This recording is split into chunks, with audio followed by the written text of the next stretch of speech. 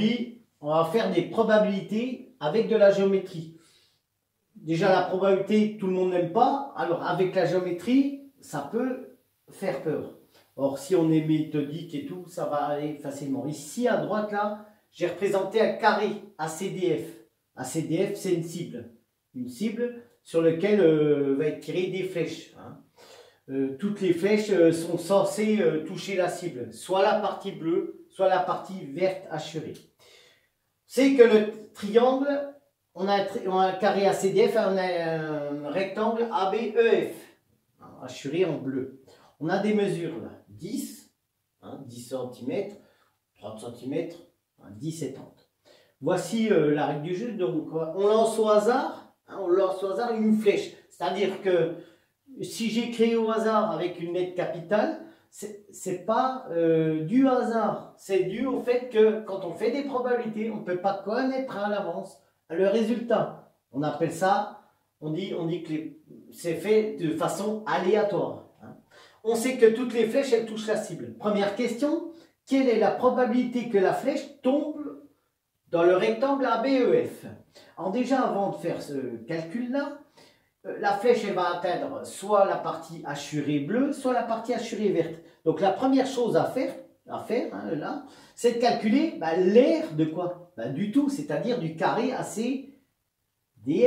L'aire du carré ACDF, l'aire d'un carré, l'aire du carré ACDF, c'est quoi?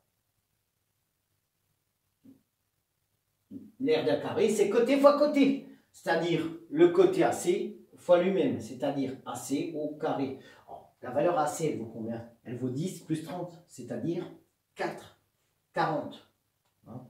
4, c'est un peu petit. 40, donc ça fait 40. 40 au carré. 4, alors 40 au carré, ça se fait tête.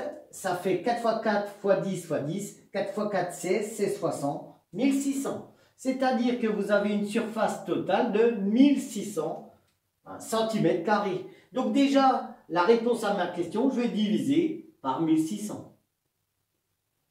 On appelle ça les univers possibles. Maintenant, quelle est la probabilité que la flèche tombe dans le rectangle ABEF?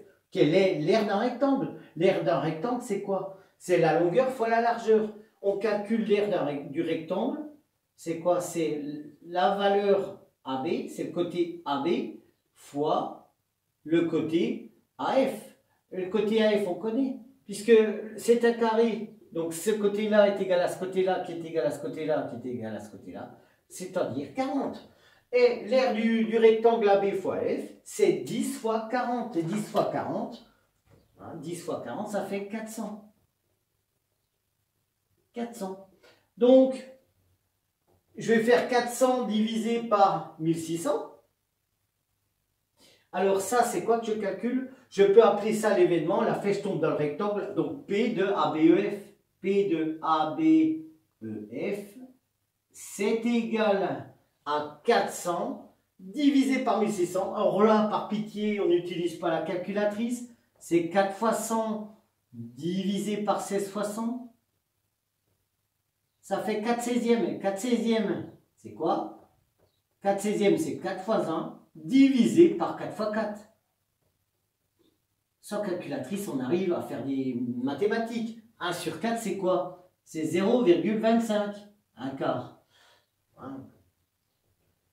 Ça veut dire quoi concrètement? Qu'il y a 25% de chance que celui qui va lancer sa fléchette va tomber dans le rectangle ABEF.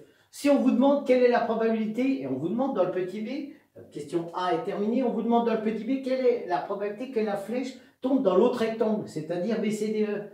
Là, vous allez utiliser, vous n'allez pas tout calculer. Là, le total, il fait 1, et vous allez enlever les 1 quart.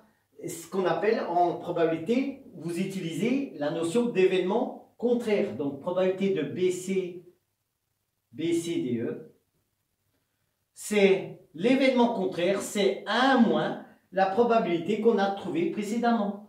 On ne va pas s'amuser à faire tous les calculs, alors que c'est très simple, quoi. Et 1 moins 1 quart, ça représente quoi? Ça représente 4 quarts moins 1 quart, c'est-à-dire 3 quarts. Concrètement, ça veut dire quoi? Si on vous demande d'interpréter le résultat, il y a 75% de chances que, au hasard, celui qui tire la flèche tombe dans le rectangle haché en vert.